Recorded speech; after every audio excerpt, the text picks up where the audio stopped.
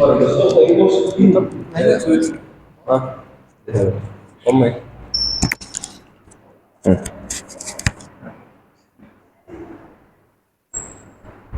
Yo espero que esto sirva para que estudien, ¿no? Ajá. Seguimos nosotros el estudio de las bacterias. Ya nosotros la semana pasada, hablamos de los Clostridium, de estos bacilos gram positivos que producían el tétano, la gangrena, estas enfermedades que mencionamos. Nosotros hoy comenzamos a estudiar un grupo de bacterias a lo largo de lo que queda del semestre, que son las bacterias gram negativas. Y vamos a empezar hablando de un grupo de que son bastante frecuentes, muy importantes, llamadas enterobacterias. Y cuando se habla de enterobacterias, esta palabra entero, ¿qué nos hace referencia a eso? Enterobacterias, a ver, ¿qué ustedes creen? Enterobacterias, ¿alguna idea? Si le decimos enterobacteria, ¿qué idea les genera eso a ustedes? A ver. Que están en el intestino. Todo lo que diga entero en medicina tiene que ver con el intestino. Por lo tanto, vamos a hablar de todas esas bacterias que están en nuestra flora intestinal y que producen enfermedades. Porque es verdad que forman parte de la flora, pero pueden provocar enfermedades en algún momento. Y cuando nosotros hablamos de enterobacterias, no importa la especie que sea, tienen, vamos a decir, características comunes. Y una de las primeras ya se la habíamos mencionado, que eran bacilos gram negativos. Todas las enterobacterias. Para ser una enterobacteria, tiene que cumplir ciertos criterios. Por ejemplo, para una bacteria ser llamada una enterobacteria, tiene que cumplir por lo menos 3 criterios, por lo menos. La primera es que sea un bacilo gram negativo. ¿Bien? Ahí le puse 2 ya. Uno es que sea un bacilo, otra es que sea gram negativa, y la otra es que forme parte de la flora intestinal. O sea, para considerar una bacteria como una enterobacteria, por lo menos 3 características: que sea un bacilo, que sea gram negativa y que forme parte de la flora. Tiene otras, como lo vamos a ver, pero estas 3 es indispensable que lo tenga para considerarse una enterobacteria. Aparte de esto, la mayoría de las enterobacterias son muy móviles, tienen muchos flagelos, son anaerobias facultativas. Nosotros habíamos mencionado ya ese término porque habíamos dicho que la mayoría de las bacterias que afectan al hombre, la mayoría, son anaerobias facultativas. ¿Qué querría decir eso? Que pueden vivir en oxígeno y en dióxido de carbono, en los 2 lugares, o en los 2 medios más bien. O sea, bacterias que toleran tanto la concentración de dióxido de carbono y la concentración de oxígeno. A eso llamamos anaerobia facultativa. Y la mayoría de las bacterias que afectan al hombre son anaerobias facultativas. Son ubicuas. Cuando nosotros le decimos algo en medicina, la palabra ubicuo, ¿qué quiere decir eso? A ver, ¿quién se acuerda? ¿Ubicuo de qué viene? Si nos, a ver, ¿Vivi? Ubicuo, ¿viene de qué cosa? Nosotros decimos, esta bacteria es ubicua, este parásito es ubicuo, este virus es ubicuo. O sea, tú le pones el nombre de ubicuo y ¿viene de qué cosa? ¿Alguna idea? A ver, ubicuo, ¿de? Ubicación del lugar. Nosotros decimos, esta bacteria es ubicua, ¿por qué? Porque la podemos encontrar en cualquier lugar. En el agua, en la tierra, en los animales, en los alimentos. Cuando usted vea, no importa que sea bacteria, lo que sea, que le pongan esto es ubicuo, quiere decir que en cualquier ubicación lo podemos encontrar. ¿Bien? Pueden estar en cualquier lugar. Y eso es muy importante para saber cómo nos vamos a contaminar por esta bacteria. Ahora vamos a hablar de eso.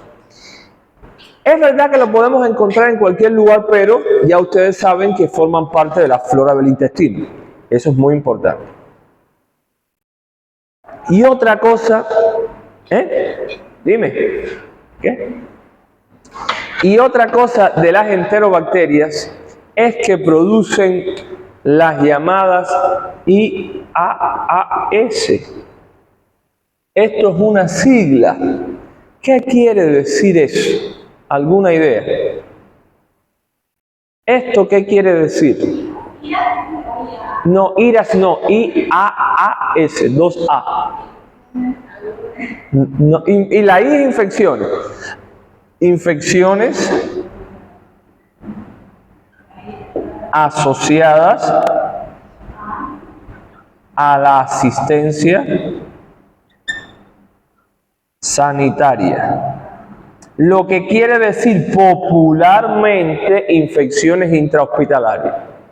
Sí, lo que quiere decir popularmente infecciones intrahospitalarias. Lo que pasa es que el término infecciones intrahospitalarias se sigue usando, pero ya no está actualizado. Ahora lo que se usa es decir infecciones asociadas a la asistencia sanitaria. ¿Por qué? Porque es infección que usted la adquiere en un laboratorio, en un centro de salud de primer nivel, en un hospital de tercer nivel. O sea, donde usted vaya, que sea un centro de salud o un lugar de salud, y usted se infeste con algo, es una infección asociada a los servicios sanitarios o asociada a la asistencia sanitaria. ¿Bien? No tiene que ser un hospital. Usted va a un consultorio odontológico ahora y se le infecta una muela porque el instrumental está contaminado. Usted hizo una infección asociada a los servicios de salud. Bien, eso es un término nuevo que se está usando. Y las enterobacterias producen muchas infecciones asociadas a los servicios de salud. Ahora, muchas son las enterobacterias que existen. Nosotros no vamos a hablar de todas, eso es imposible. Pero sí que tengan en cuenta que hay varios géneros, y son muchos, géneros bacterianos que se clasifican dentro de enterobacterias. Por supuesto, la más común, la más frecuente, la que ya hemos mencionado aquí en la clase, ¿quién es? La Escherichia coli. Pero no solo la Escherichia coli es una enterobacteria. Salmonelas, Shigellas, Yersinias, Klebsiella, Enterobacter, y le ponemos SPP porque ¿qué quiere decir que sea SPP? Que son muchas especies. Dentro del mismo género hay muchas especies. Déjeme decirle que dentro del intestino hay más de 500 especies de bacterias. Pero no hay que aprendérselas todas. Sí, ponerle SPP para que sepan que dentro del mismo género pueden haber muchas bacterias. Hoy nosotros vamos a hablar de las 4 primeras. Las otras las dejo para que conozcan que existen. Si quieren investigar como cosa de ustedes, no se los voy a preguntar, pero ustedes van a ser médicos como quiera que sea.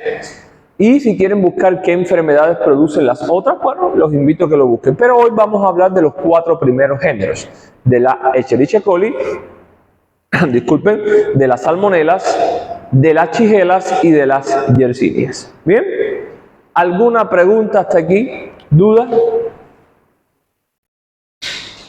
Bien. Las enterobacterias se clasifican teniendo en cuenta muchos criterios bioquímicos, diría yo. Un segundo, por favor.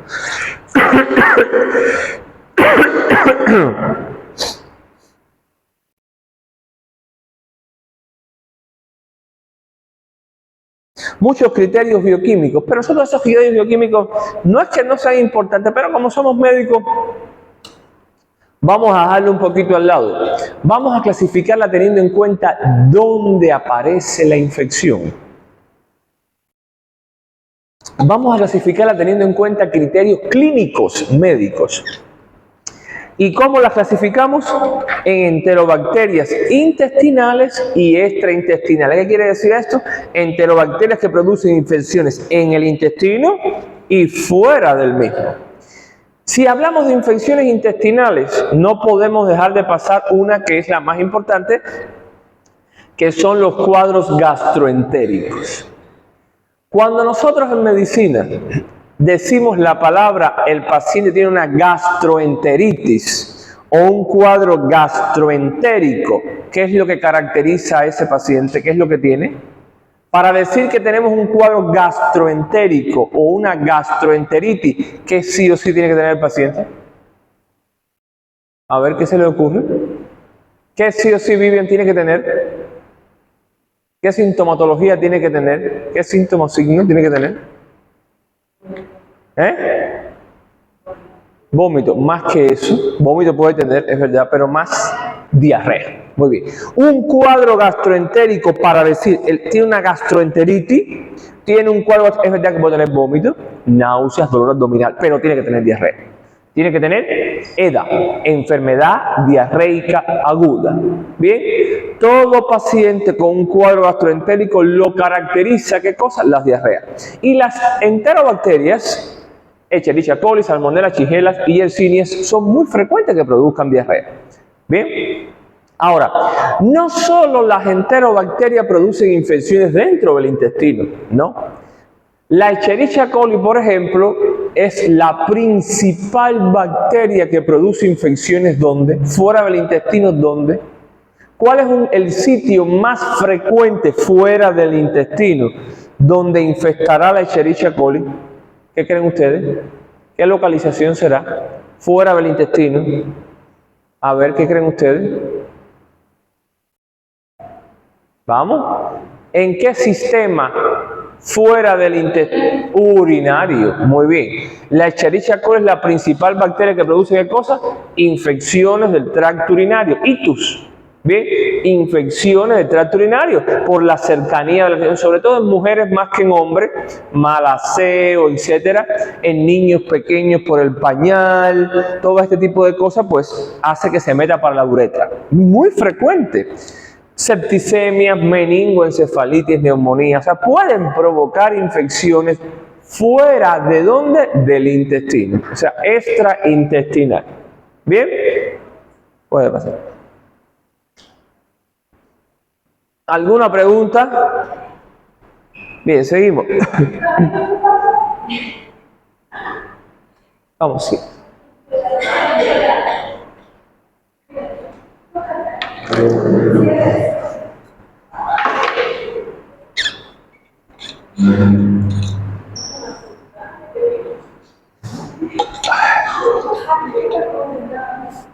¿Ya? Vamos.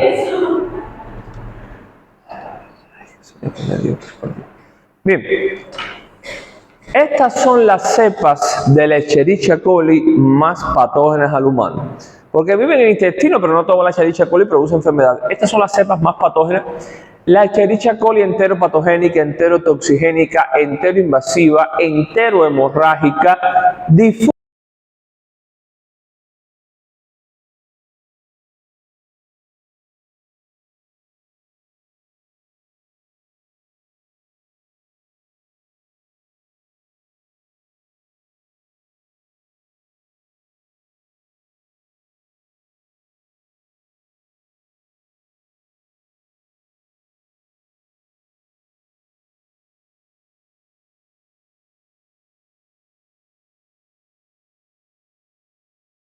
O tres nombres de enfermedades que produzcan esas dos cepas de Escherichia. Vamos a hablar de la primera. Vamos a comenzar por la enteropatogénica. ¿Qué produce esa cepa? Le cambio, se acabó la batería de este. No. El que lo vi la luz que se Yo espero que tú saques 100 en el próximo examen. Yo espero, con todo ese teatro que yo estoy formando aquí, yo espero que tú saques 100. ¿Bien? Bien, vamos a hablar de la enteropatogénica. Miren, esta cepa enteropatógena o enteropatogénica, ¿qué es lo más importante que produce? ¿Qué es lo que se ha visto que desencadena esta cepa? Diarreas en guarderías o en escuelas.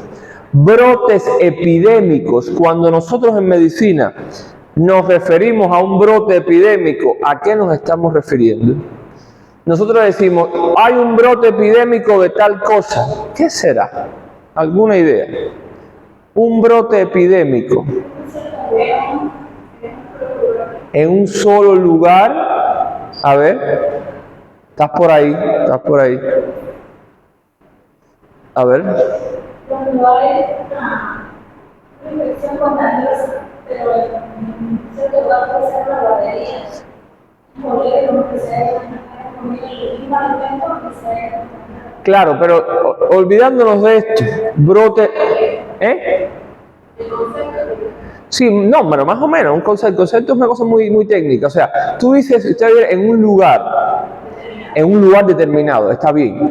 Porque un brote epidémico es cuando aparece inesperadamente una enfermedad en una zona muy limitada. Por ejemplo, en un colegio, en un hospital, en una comunidad pequeña, de enfermedades que no se esperen que aparezcan en una zona muy delimitada. Toda gran pandemia en la historia surgió de un brote epidémico, ¿sí o no? Porque el coronavirus, el COVID, un paciente comenzó con esa neumonía rara, ¿dónde? En Wuhan, en la provincia de China.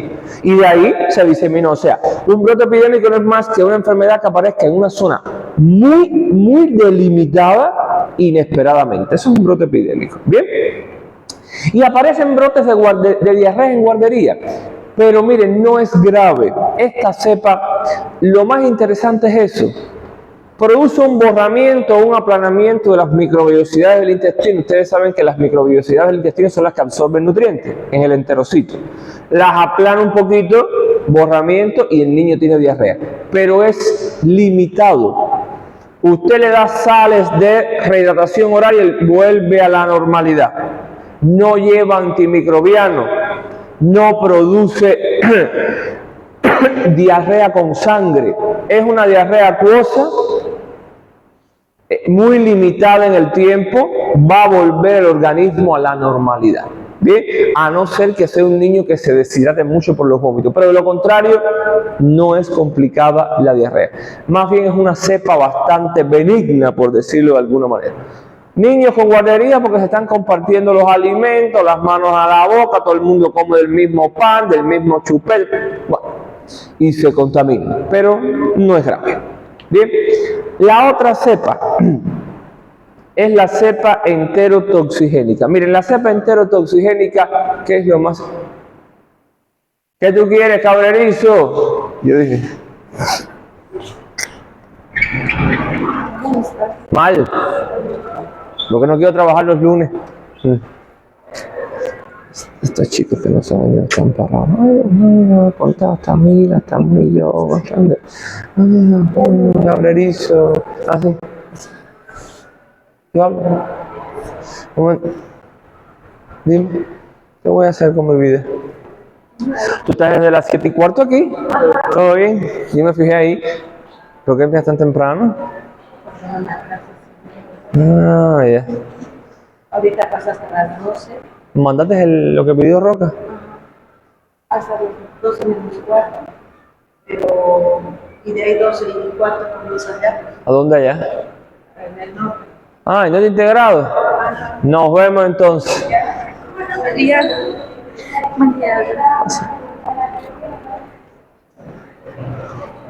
¿Eh? No, todos llegan tarde, pero yo no les quito la falta. Los dejo pasar. Los dejo pasar para que no se pierdan la clase. Pero vienen la falta. Claro. Ya tienes más de 8 faltas. Una vez o dos veces. No, ya tuvieron que ir a bienestar estudiantil y los autorizaron. Ya tú sabes. Bien. Continuamos entonces. Miren, vamos chicos.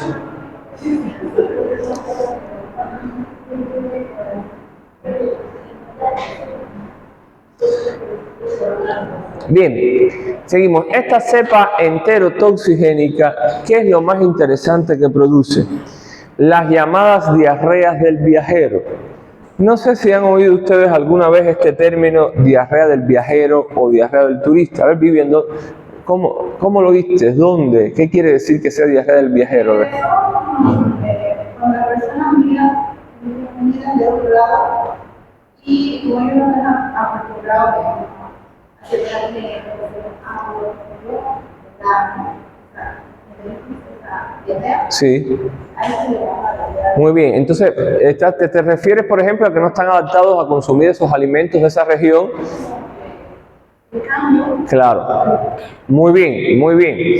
O sea, la diarrea del viajero no es más, como bien dice Vivian, es que viajas a una zona determinada donde no estás adaptado a consumir alimentos de esa zona, a cómo preparan los alimentos de esa zona. No es que estén contaminados, no. No es que esté contaminado por bacterias patógenas, sino que la flora de usted del intestino no está adaptada a estos alimentos y produce diarrea. Pero es autolimitada, se quita. No lleva antimicrobiano. Usted, por ejemplo, va a viajar a La Paz, de un querido de La Paz, y en el medio del camino se puede tomar o se come una sopa en La Paz de algo, o no sé, algún alimento que no esté adaptado a comer puede darle diarrea. ¿Ve? Y no, repito, no es que esté echado a perder el alimento, es que con los ingredientes que lo elaboraron, usted no está adaptado a interactuar. Bien, y le da diarrea porque se altera la flora de su intestino. Con sales de rehidratación oral, abundante líquido se quita. Bien, ¿cómo es la diarrea? Esta del viajero es como agua de arroz, es blanquecina. Cuando usted lava el arroz, esa primera agua así blanquecina, así es la diarrea porque tiene mucho bicarbonato, es muy alcalina. Y le da ese aspecto lechoso, blanquecino a la diarrea. Pero repito, no es una diarrea complicada. Ahora, la otra cepa, que es la cepa enteroinvasiva. Miren, esta cepa, la palabra se lo está diciendo, de la Escherichia coli enteroinvasiva, se llama enteroinvasiva ¿por qué? Porque esta bacteria penetra la mucosa del intestino y produce lesiones, úlceras en la mucosa del intestino. Fisuras y úlceras en la mucosa intestinal que produce sangramientos, o sea, diarreas mucopio-sanguinolenta, diarrea.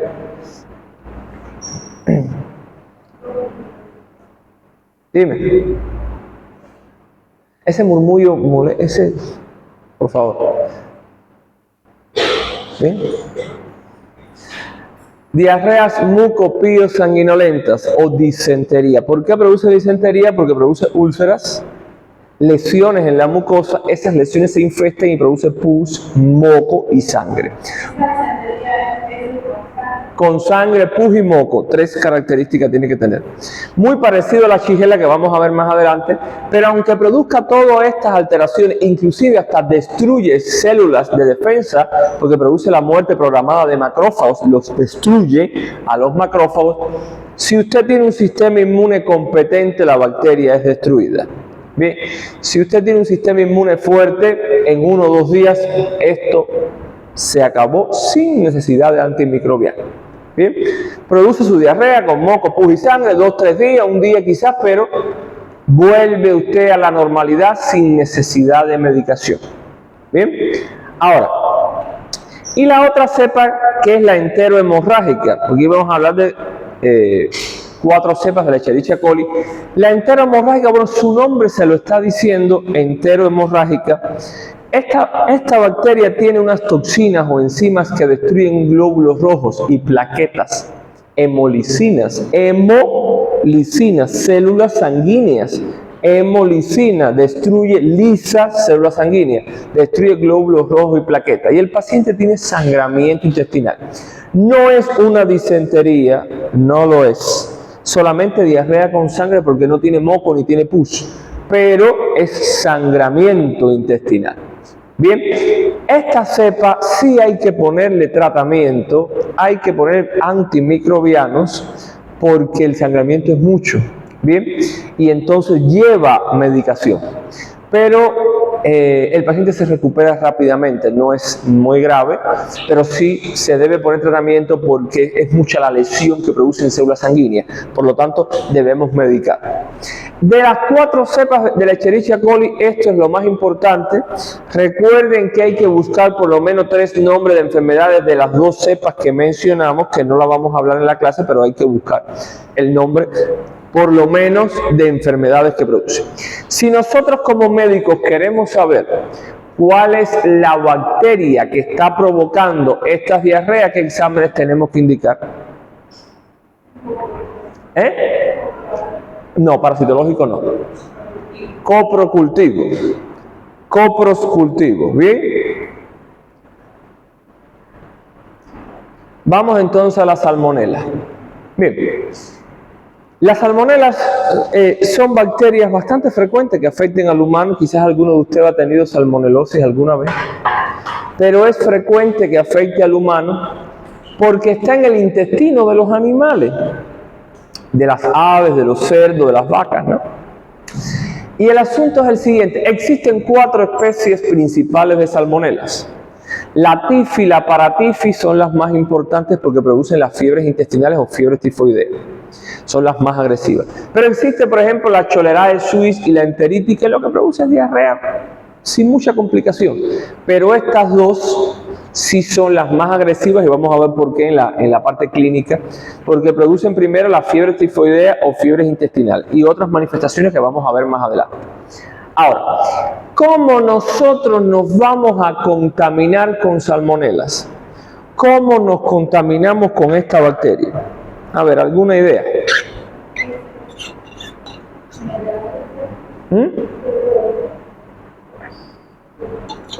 ¿Ese es de qué? A ver.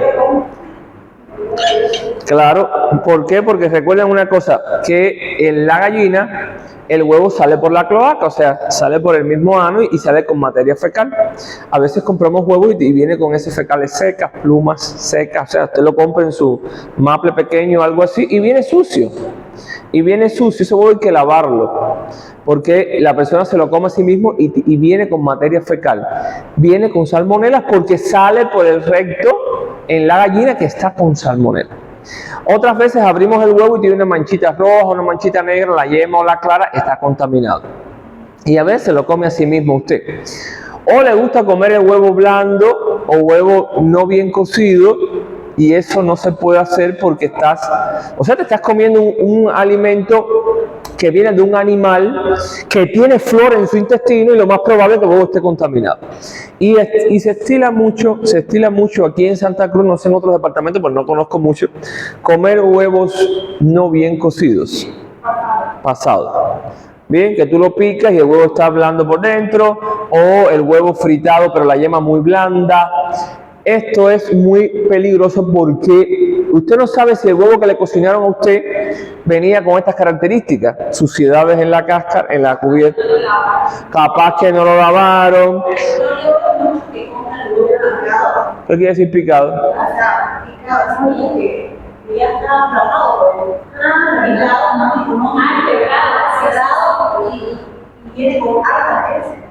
Y así mismo, bueno. ¿Por qué? Porque el huevo se rompió el huevo. No está desbaratado. Y la gente lo compra a sí mismo. Y está picado y hasta con materia fecal que se puede meter hacia adentro. Por eso les digo, y hay que tener mucho cuidado porque ustedes saben que se estila mucho comer cosas con huevo. Esto por ejemplo, papa con huevo, estos fideos con huevo que se estila desayunar por la mañana, comer temprano. Bien, que el huevo es blando. Por ejemplo, las salsas que se echan, por ejemplo, la mayonesa, salsa Gol, todas estas cosas, es con huevo. Bien, mucho cuidado con los alimentos con huevo porque la salmonelosis es muy frecuente. Quizás a ustedes alguno le dio alguna vez, no lo quiero comentar, pero puede ser que le haya dado. Porque es muy frecuente, además que comen también embutidos, comen chorizos. Y el chorizo se hace con el chorizo criollo, vamos a decir, ¿no?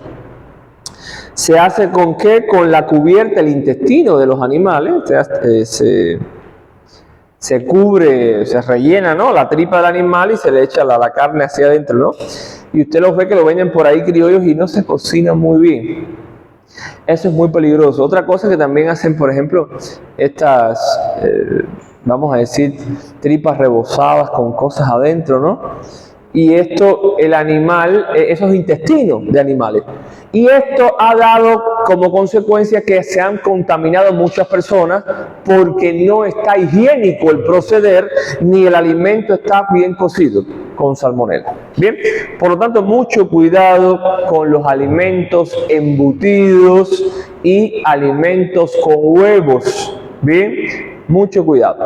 Ahora, ¿cuál es el cuadro clínico de una salmonelosis? Quizás, como les digo, ustedes alguna vez, o tuvieron ustedes o algún familiar o algo, diarrea, vómitos, fiebre, deshidratación. Bien, y estos cuadros se agravan si usted está inmunodeprimido, si es un niño o si alguna de las cepas graves, como mencionamos, la Salmonella typhi o Paratyphi, le está afectando, porque produce perforaciones del intestino, hemorragias intestinales, septicemias y mata al paciente. Estas dos cepas, la Typhi y la Paratyphi, tienden a invadir el torrente sanguíneo, provocando una septicemia del paciente y shock y va a morir. ¿Bien? Por eso les digo, fíjense, qué cosa tan simple preveniblemente y tan grave si nos afecta. Así que usted pone una balanza lo que va a hacer, pero yo le aconsejo que los alimentos con huevo sean bien cocidos. Bien, mucho cuidado. Bueno, no, está bien. Hay personas que se comen el huevo crudo completamente, así, varios huevos al día. No sé, personas que van al gimnasio, porque piensan, o sea, les da una dieta y eso tampoco es bueno porque el huevo tiene mucha albúmina. Pero tiene demasiada albúmina. Y el exceso de proteínas de albúmina puede provocarte edema, te hinchas. Y no es que la masa muscular esté aumentada, es que tienes retención de líquido, es edema. Y hay que tener mucho cuidado con eso. ¿Qué? Bien. Vamos a las chigelas. Bien, las chigelas, de todas las enterobacterias, es una excepción de la regla. ¿Por qué? Porque las enterobacterias son muy móviles, tienen muchos flagelos, están cubiertas de flagelos. La única no, pero una de las excepciones de las enterobacterias que no presentan flagelo, que es inmóvil, es la shigella. Lo que ella tiene es su cuerpo o su pared cubierta de pilis, pero no son flagelos. Sí tiene muchos pilis, pero no es flagelada. ¿Bien? Por lo tanto, hay que ponerla a marcar porque es una excepción de la regla, es inmóvil. Y produce disentería, o sea, diarrea con moco, pus y sangre. Bien, ahora, de la pared de la shigella se pudo aislar una proteína que es la proteína O el antígeno somático O. Antígeno somático o proteína O.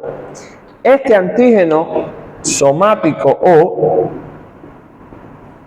gracias a este antígeno, se pudieron identificar los 4 grupos de shigellas que afectan al hombre.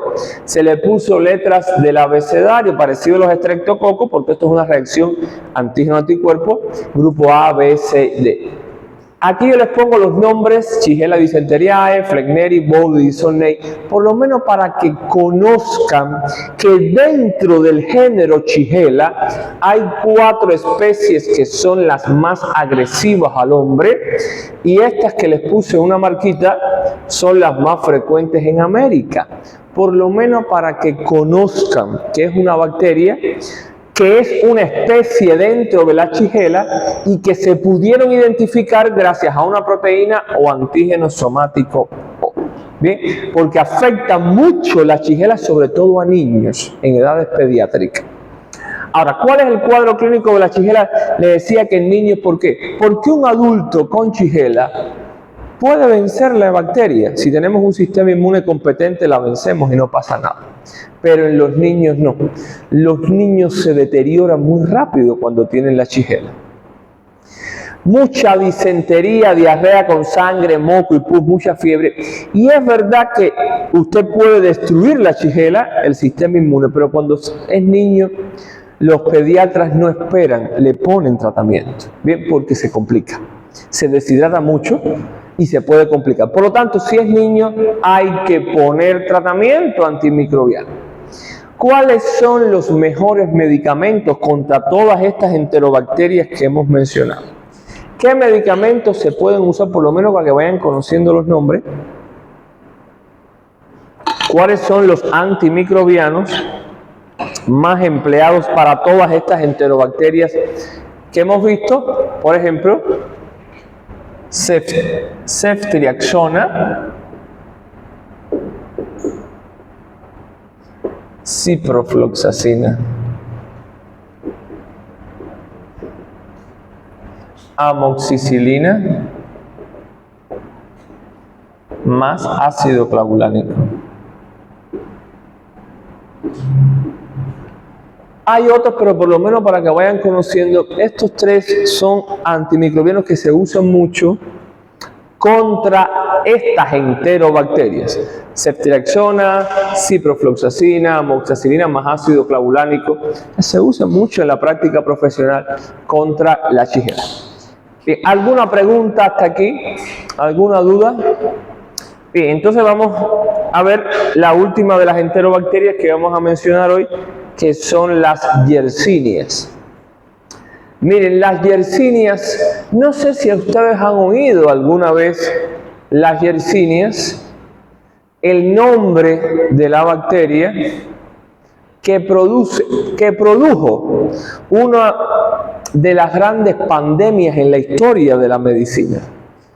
Las Yersinia cambiaron el rumbo de la vida en la humanidad porque produjeron una de las grandes pandemias que acabó con casi todo el mundo, sobre todo en Europa, que fue la peste bubónica. Bien, la peste bubónica o peste negra, no sé si la han oído, producida por las Yersinias, por la Yersinia pestis. El nombre le está dando la especie, el nombre de la enfermedad, o sea, Yersinia pestis, la peste bubónica. Enfermedad que, como les digo, cobró la vida de más de la mitad de la humanidad en el siglo XIII y XIV, y eso es bastante. Bien, se transmite al humano por animales, es una zoonosis, sobre todo por pulgas que picaban a los roedores y después picaban a los humanos. Y eso hizo que, bueno, la enfermedad tomara una connotación tremenda, porque ¿qué pasa? En esta época del siglo XIII y XIV había mucho misticismo, o sea, mucha, vamos a decir, creencias religiosas. Y, por ejemplo, se creía que los gatos eran animales diabólicos, ¿bien? Y se mataron muchos gatos, porque las mujeres en aquella época se acusaban mucho de brujería y tenían gatos, y entonces el gato como que se asociaba a estas cosas y quemaban los gatos con las mujeres, etc. Y esto fue una de las causas, entre otras, que las ratas y los ratones proliferaran en las grandes ciudades. Eso sin contar que la suciedad estaba por cualquier lugar, porque en este tiempo los castillos y esto eran basurales en todas las ciudades, y bueno, las ratas estaban en todos estos lugares. Y es que, bueno, se produjeron más de 50 millones de muertes por la picadura de las pulgas de estos roedores al humano. Pero además de esto, ¿por qué? Porque los cadáveres había que lanzarlos en fosas comunes y la gente no tenía guantes, que guantes, en aquella época no se usaba nada de eso, con las mismas manos tomaban los cadáveres y los lanzaban. Y toda esa putrefacción de la piel, porque ahora vamos a ver qué produce, toda esa putrefacción de la piel, tú lo tocabas, los respirabas y te contaminabas. Y te llenabas de lesiones en la piel, de la peste negra o peste bubónica. Hoy por hoy siguen habiendo pacientes con peste negra, pero muy limitado en un país asiático llamado Mongolia, que está en el norte de China. Mongolia, en ese país hay animales que tienen la peste, la bacteria, y se lo transmiten al humano, pero como ya se sabe y hay medicamentos, pues rápidamente se controla.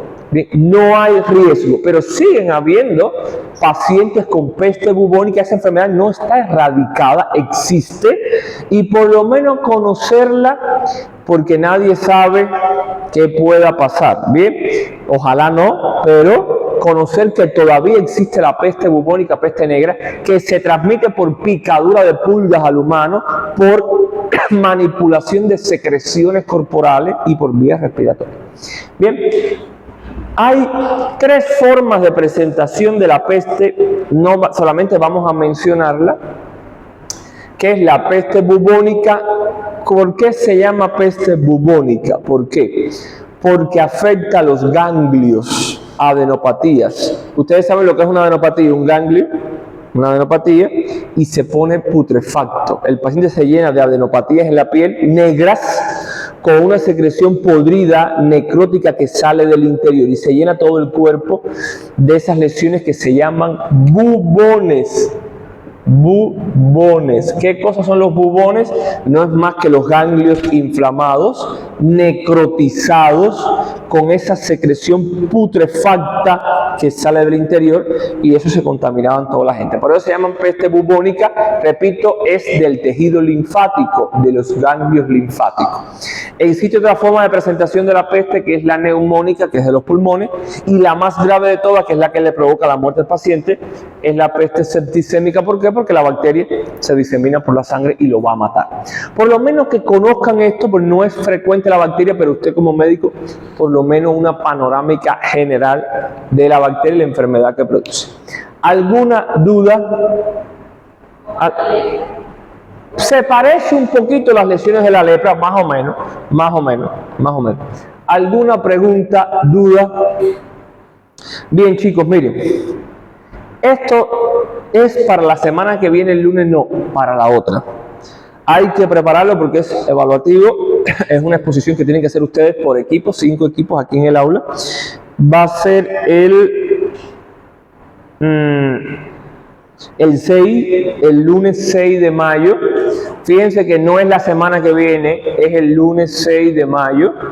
Vamos a repartirnos en 5 grupos porque son muchas bacterias y no me da tiempo a hablar a mí de todas una vez a la semana, no me alcanza el tiempo. Todavía me quedan algunas clases que voy a seguir dando yo, pero estas 5 bacterias tenemos que hablar de ellas porque están en el examen y además en la vida. Pseudomonas, treponemas, Helicobacter pylori, las brucelas y el Vibrio cholera. Bien, ¿cuántos son ustedes en la lista? Han faltado varios hoy, pero hay que repartirse. Los que no les pongan, bueno, si no vienen, pero hay que repartirlo. Ustedes son, vamos a buscar en la lista, ¿cuántos son? Sáquenle una foto a eso ahí para que lo tengan. Recuerden, no es para el próximo lunes, es para el subsiguiente. No, 10 no, ustedes son 12 yo creo. 12 en la lista. ¿Eh? 2, ¿quién se fue? ¿Quién? Bryce, ¿quién es ese? ¿Quién es ese? Ah, ¿se fue?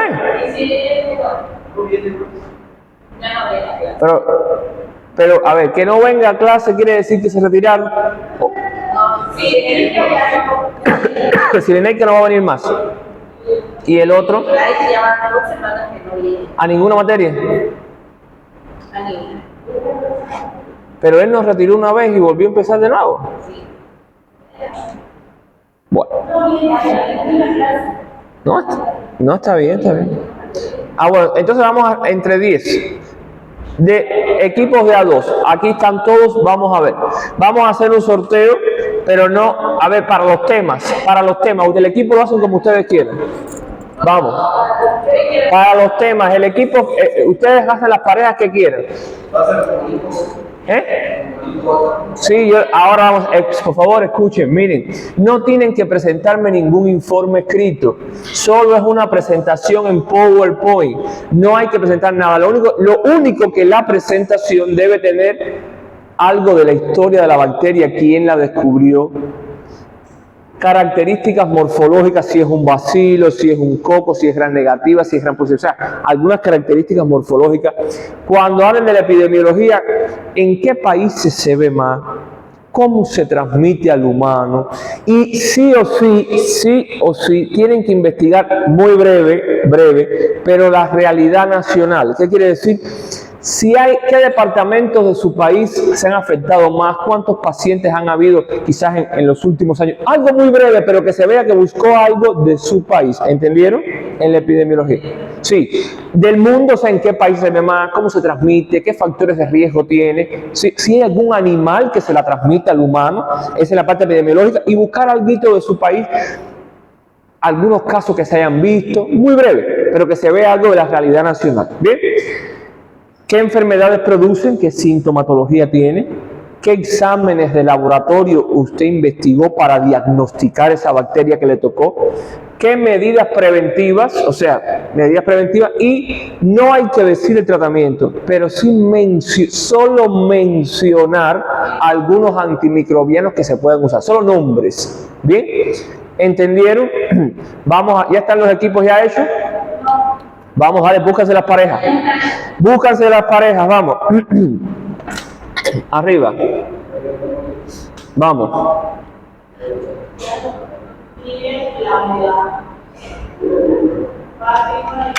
A ver, vamos. ¿Ya? Vamos a empezar a repartir. A ver.